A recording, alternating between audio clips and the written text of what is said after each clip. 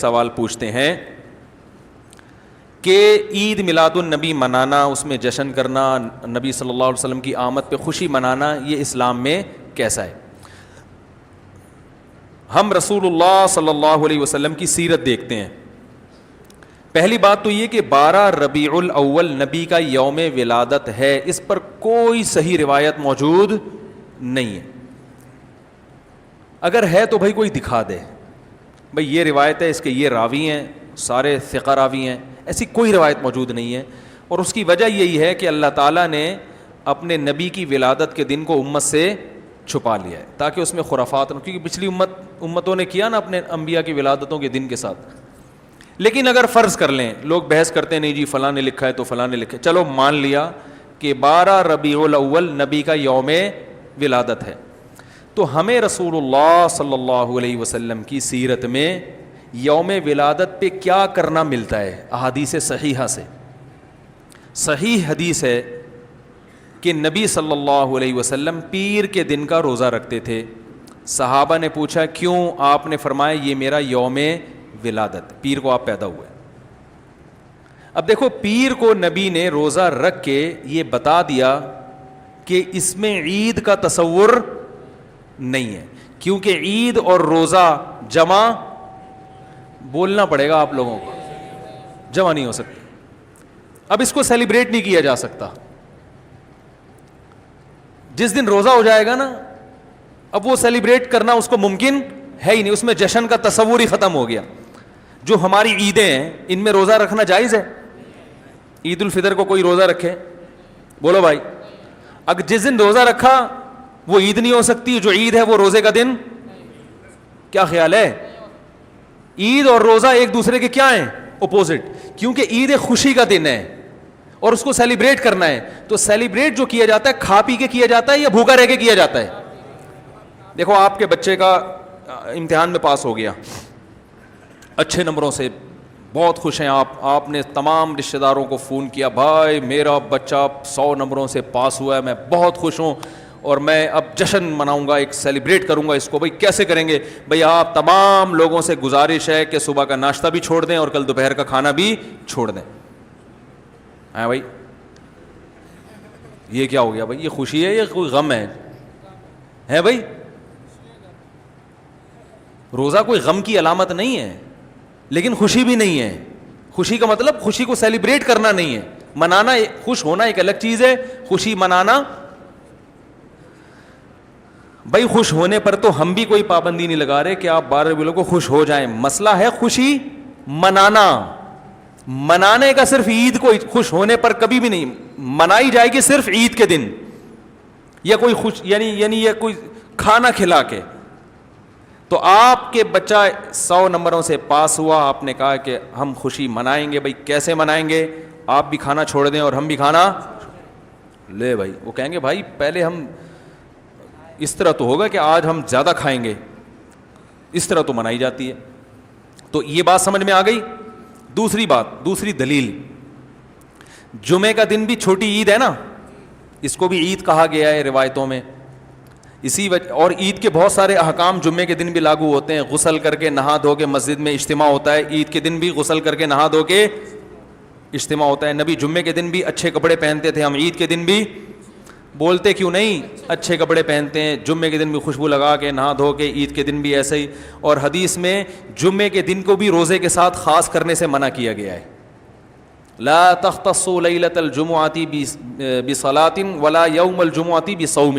حدیث میں آتا ہے جمعے کی جو رات ہے اس کو عبادت کے ساتھ خاص مت کرو اور جمعے کے دن کو روزے کے ساتھ خاص مت. جمعے کو روزہ رکھنا کوئی اضافی فضیلت نہیں ہے. ویسے جائز ہے روزہ رکھنا کہ آپ کی چھٹی جمعے کو ہوتی ہے اس لیے رکھ لیا تو ایک الگ بات ہے، لیکن اس کو خاص فضیلت دے کے رکھنا تو یہ مکمل عید تو نہیں ہے. اس میں عید کا لک بہرحال بولو بھائی ہے، خطبہ بھی ہے، جیسے عیدین میں خطبہ بھی ہوتا ہے، 2 رکعتیں ہیں عیدین میں بھی 2 رکعت، تو لک ہے اس میں. اب ذرا ٹیکنیکل پوائنٹ کو سمجھیے گا آپ لوگ. یہودی سب سے پرانی قوم ہے، ان کے لیے جو مقدس دن تھا وہ کون سا تھا؟ ہفتہ، اور وہی ان کی چھوٹی عید تھا.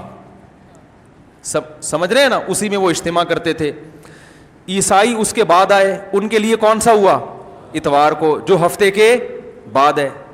مسلمان ان کے بھی بعد آئے, تو ہمارے لیے کون سا ہونا چاہیے تھا؟ پیر.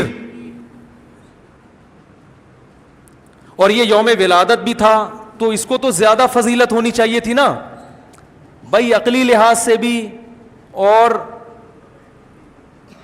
جو حکمت ہے اس کے لحاظ سے بھی. عقلی لحاظ سے اس لیے کہ وہ پہلے تھے تو ہفتہ, پھر اس کے بعد اتوار, تو اب ہمارے لیے پیر.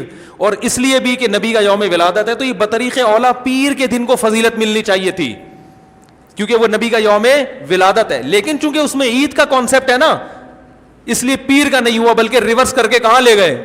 جمعے کی طرف. تو پیر کے دن یا نبی کے یوم ولادت سے عید کا کانسیپٹ اسلام نے کھرچ کھرچ کے نکال دیا ہے کہ اس میں عید کا کانسیپٹ ہو ہی نہیں سکتا, اپوزٹ ہے اس کا, روزہ ہے. بات آ رہی ہے سمجھ میں؟ تو اس لیے 12 ربیع الاول اگر نبی کا یوم ولادت ہے بھی, تو بہت کچھ بھی اگر کرنا ہے تو روزہ رکھنا, ہم تو اس کے بھی قائل نہیں ہیں روزے رکھنے کے, کیونکہ نبی نے پیر کا رکھا ہے, 12 ربیع الاول کا نہیں رکھا. لیکن اگر آپ کو کھینچ تان کے کچھ نہ کچھ ثابت کرنا ہی ہے, تو آپ اس دن کو روزے کا تو قرار دے سکتے ہیں. آپ اس دن کو سیلیبریٹ کرنا یا عید قرار دینا آپ کے لیے ممکن, قرآن و سنت نبی کی تعلیمات کے مطابق عید کا دن قرار دینا ممکن نہیں ہے, آپ ممکن نہیں ہے. دوسری بات, ابھی بات مکمل نہیں ہوئی ہے, ایک پوائنٹ اور رہ گیا. اسلام میں عیدیں صبح کے وقت ہوتی ہیں, رات کو عیدیں غیر مسلموں کی ہوتی ہیں. کرسمس زیادہ جوش و خروش سے کم منایا جاتا ہے رات کو, کیونکہ اس میں ڈھول ڈھمکے ہوتے ہیں, لائٹنگ ہوتی ہے. لائٹنگ رات کو جچتی ہے, دن میں لائٹنگ بولو بھائی نہیں. جبکہ اسلام کے جو تہوار ہیں وہ کب ہوتے ہیں؟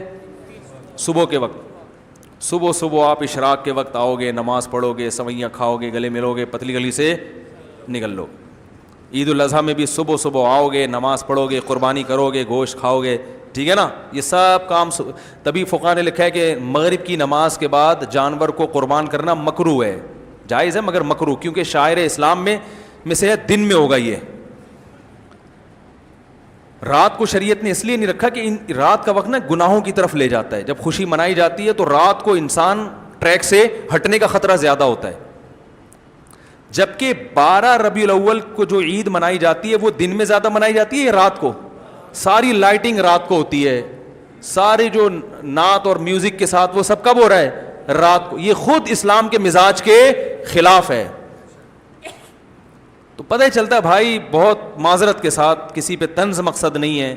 دیکھو اللہ اس کے رسول صلی اللہ علیہ وسلم کو فالو کرنا یہ عشق نبی ہے اصل. یاد رکھو, محبت میں جذبات پہ کنٹرول کرنا یہ زیادہ مشکل کام ہے, اور جذبات سے ہٹ کے, جذبات سے مغلوب ہو جانا یہ آسان بہت ہے, لیکن یہ حقیقی محبت کی علامت نہیں ہے. جب محبت ہو نا کسی کو, تو اپنے جذبات کو حدود کے اندر رکھ کے انسان محبت کا اظہار کرے. اپنے جذبات کو غالب کر لینا, نبی کا عشق ہر مسلمان کو ہے, ہر ایک کا دل چاہتا ہے یہ کرے یوں کرے نبی کی یاد میں, لیکن آپ اپنے اس جذبات پہ کنٹرول کریں. بولے بھائی رسول اللہ صلی اللہ علیہ وسلم کی جو اطاعت ہے وہ پہلے ہے, اپنے جذبات بعد میں. Thanks for watching. Don't forget to like, comment, share and subscribe to Mufti Tariq Masood Speeches channel.